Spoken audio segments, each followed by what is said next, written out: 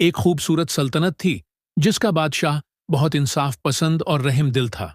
اس کی ایک ہی اولاد تھی، شہزادہ عمر۔ شہزادہ نہ صرف خوبصورت تھا بلکہ بہادر، نیک دل اور عقل مند بھی تھا۔ وہ ہمیشہ دوسروں کی مدد کرتا اور اپنے والد کے نقش قدم پر چلنا چاہتا تھا۔ ایک دن بادشاہ نے دربار میں اعلان کیا، جو کوئی بھی خوشیوں کی چڑیا کو پکڑ کر لائے گا اسے انعام دیا جائے گا۔ سب حیران ہو گئے اور پوچھنے لگے، بادشاہ سلامت، خوشیوں کی چڑیا کیا ہے؟ بادشاہ نے بتایا کہ وہ ایک جادوئی پرندہ ہے جو جہاں جاتا ہے وہاں خوشیاں بکھیر دیتا ہے۔ لیکن کچھ دنوں سے وہ سلطنت سے غائب تھا اور اسی وجہ سے لوگ اداس اور پریشان نظر آ رہے تھے۔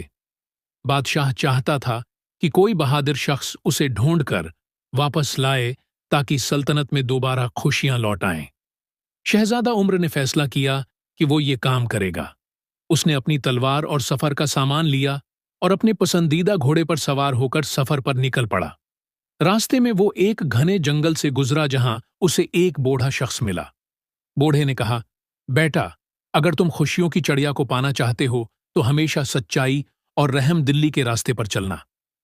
شہزادہ عمر نے بوڑھے کا شکریہ ادا کیا اور آگے بڑھ گیا۔ چلتے چلتے وہ ایک عجیب و غریب باغ میں پہنچا جہاں ہر چیز سنہری چمک رہی تھی۔ وہاں اسے ایک خوبصورت درخت نظر آیا جس کی سب سے اونچی شاخ پر ایک نہایت حسین پرندہ بیٹھا تھا۔ شہزادہ فوراً سمجھ گیا کہ یہی خوشیوں کی چڑیا ہے۔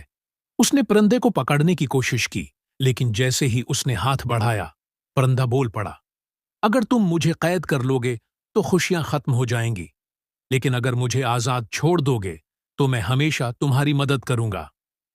شہزادہ سوچ میں پڑ گیا۔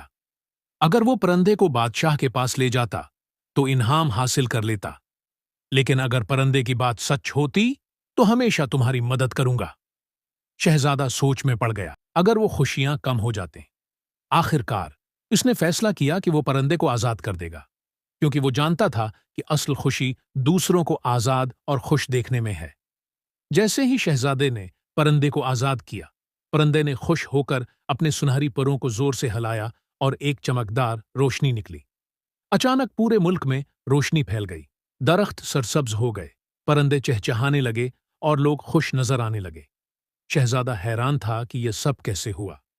خوشیوں کی چڑیا مسکرا کر بولی، تم نے اپنی لالچ پر قابو پایا اور رحم دلی کا مظاہرہ کیا، اسی لیے تمہیں سچا انعام ملا۔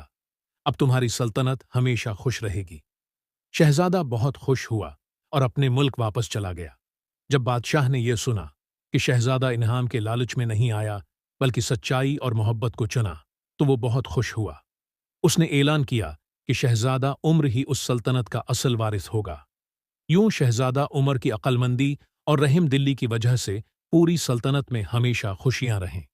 سبق: حقیقی خوشی دوسروں کو خوش دیکھنے میں ہے، اور رحم دلی ہمیشہ اچھے نتائج لاتی ہے۔